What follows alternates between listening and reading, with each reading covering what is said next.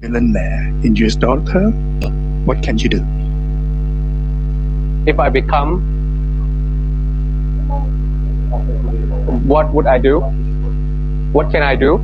I'll become a senior fellow here at Stanford and retire and play a lot of squash, do a lot of yoga, maybe open a reggae bar in somewhere where White Lotus is or have lots. For question number 2, what will be Thailand in 10 years' time? 2 ways of answering that, macro and micro. Macro-wise, in 10 years' time, Thailand can still be the second largest nation in ASEAN after Indonesia with average growth rate of 4 to 5%. So we're still the second largest nation in ASEAN, a middle power with some decent growth rate. Or on the other hand, we could be number 5 in ASEAN because if you look at average growth rate, think like a GSD student now. If you look at average growth rate in the past 5 years, take that number and do a CAGR, a compound annual average growth rate, project that out. I did that. Singapore overall GDP will overtake Thailand in 2 years. And then it will be the Philippines. And then it will be Vietnam in 10 years. So 3 years, 7 years, or 10 years, I can't remember exactly, but I was doing it on my spreadsheet very quickly as an ex-investment banker that we are. So just if you take that historical growth rate in the past 5 years and project it out for 10 years, you will see that Thailand will drop from number 2 to number 3 behind Singapore, and number 4 behind the Philippines, and number 5 below Vietnam in 10 years. So that's the macro level that in 10 years, when I come back and speak here, hopefully as the Prime Minister, when I return from the ban, then hopefully that I could say that, we are still the second largest nation in ASEAN with decent growth rate. We are the middle power together with Indonesia, Philippines, Malaysia, and Singapore. Or I come here and look, we're no longer the second largest. We're number 5, just slightly above Cambodia, Laos, and Myanmar. That could be the case also. That's macro. And micro level, the future of Thailand will be comfortable for some and crisis for most, because the inequality will just keep going like the way it is. If you are from the top 1%, you'll be very comfortable. I think it was UBS that did a wealth inequality network that the number of millionaires increasing in 5 years. Thailand is like number 6 or number 7, 25% growth. Within the next 5 years, we'll have more millionaires, even ahead of Singapore, a little bit like below Taiwan. So they'll be very comfortable if you are in that cohort. But the remaining one, for most, it will be such a crisis that, whether it's the climate change, whether it's the infrastructure issue, whether it's the aging society, whether it's, the emergence of artificial intelligence, that you don't have jobs anymore. So it will be a crisis for most, if that's the case, in terms of, family to family, micro. The first question was from Leeds, I remember, but it was about shifting infrastructure, Chinese. So we saw a lot of that on the ground as a member of parliament in various places. And you cannot think of them as like an umbrella assessment. Some are good, some are bad. Bad in the sense that they don't do a lot of EIAs, they don't follow environmental issues that they should have in Thailand. And that happened a lot during the military coups. Like a lot of waste management company that couldn't be done in China anymore were moved over to Thailand. So that kind of shift of infrastructure is unwelcome, obviously, by the villages. I mean, if they wanted to use Thailand as the base for doing a lot of mining, doing a lot of waste management, then it's important that they follow the environmental issues here in Thailand. But the rules were changed by the military. For example, if you want to do turning waste into electricity, if it's below 10 gigawatts, you don't have to do EIA. So that's why the Chinese would come in at 9.9. So then they don't have to go through the assessment that usually you would have to go through. So it's not the Chinese fault, it's also Thai government's fault at the same time. But there's a lot of infrastructure in technology, in anti-corruption, security, things that were pretty useful to Thailand as well. Good? Very passionate handle. I'll come back to you. Sawadee Kapita. My name is Tara. I'm a junior in high school from Los Angeles, and I wanted to ask you, in your opinion, what do you like?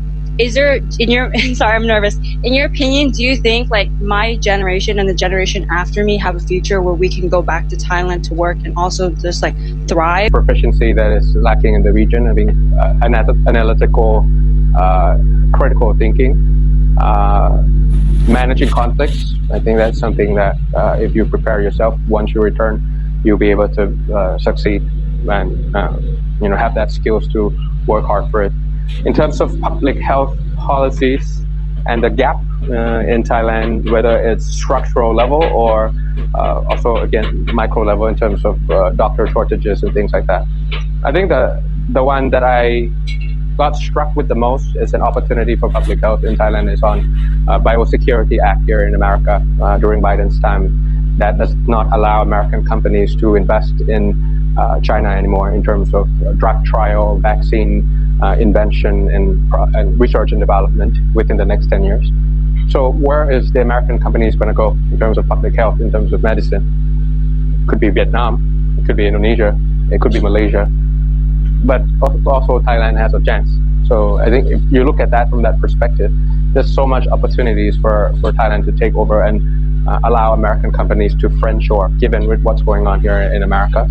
Telemedicine is definitely a thing, an ability to manage patients by having a stronger primary care that could stop patients traveling into the center part of the secondary health unit. I think that will be able to help the public health system in Thailand. Thinking more about preemptive too, not just corrective, in terms of stopping patients flow into the system. And our countries, our militaries have an oversized role in politics and governance. Yet Thailand is positioned as one of the leading economies of ASEAN, while my country remains at the bottom of the barrel. So I just want to know, like, what are some fundamental differences that has caused such a big disparity between our countries, even though we have, similar militaries in a sense.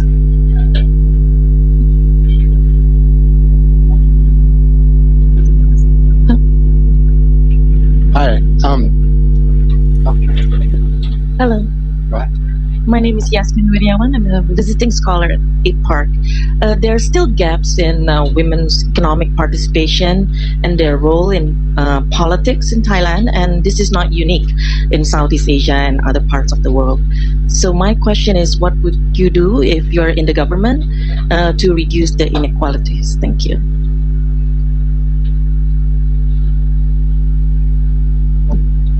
Okay. There was a lot of discussion earlier about the structural challenges to democracy in Thailand. I think you mentioned another one with the ethics committee that was formed recently. Given that winning election, winning the vote is not enough to hold power in Thailand, and we've seen that even before yourself with other prime ministers that won and all the coups that you discussed. Trying to keep us accountable, we'll also have to be accountable to someone also. And I think that's like, a couple of thousands of signatures that would be able to withdraw when a judge that is appointed by the generals doing something that is not supposed to be part of the law, for example. So if we can do that, we have to do constitutional amendment first, and change the origin, the transparency, and the accountability. Then question 5 will answer part of question 3, because you are talking about all the non-elected mechanisms to get rid of politicians. This is one thing, but it's not really ethics committee, I'm correct. It's actually Anti-Corruption Commission of Thailand that is using ethics as a justification to ban someone for the lifetime. It's also the same, they are part of the independent organization. The question that we should be asking is, again, independent to what? Independent to who, and if they have any linkage to the people or not. And the way you keep them accountable is origin, transparency, and accountability. Same answer or same consistency with question 5. In order to do question 5 and question 3, you have to persuade the people to tip the scale as per question 4. And I would take a different assessment, and I'm not going to blame you. Yes, we'll have a better quota as a result, but that's kind of a positive discrimination. on short term. We did it anyways, very quickly. But then again, we try to help them out with any other obligations that they might have out of their political life. So finally, they can prosper, and there's no need for quotas, and that should be the way politicians handle it. The first one was about Myanmar and Thailand. The difference is back maybe 50, 60 years ago, Ambassador, I think Thailand lost to Myanmar on two things. One is the rice export, and second is soccer. And yeah, because the democratic experiences that we went through different paths, I think that kind of similar to what happened to South Korea and North Korea. That is pretty convincing to me. If you look at the long term, we might be feeling a bit despair short term today as we speak.